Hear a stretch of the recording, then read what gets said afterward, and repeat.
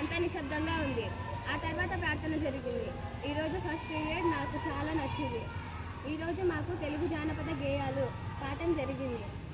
మన పూర్వీకులకు చదువు రాకున్నా రామాయణం, మహాభారతం, భాగవతం, రాణి శంకరమ్మ, సోమనాద్రి మొదలగున ఇతిహాసాలను, రాజుల వీరత్వాన్ని గురించి పాటలు అల్లారు. వాటిని వినడానికి చాలా అర్థవంతంగా ఉంటాయి. ఆ తర్వాత అన్ని సబ్జెక్టులు అయిపోయాయి. అందరం ఇంటికి వచ్చాం. హోంవర్క్ చేసి అన్నం తిన్నాక ఇక పడుకుంటున్నాను.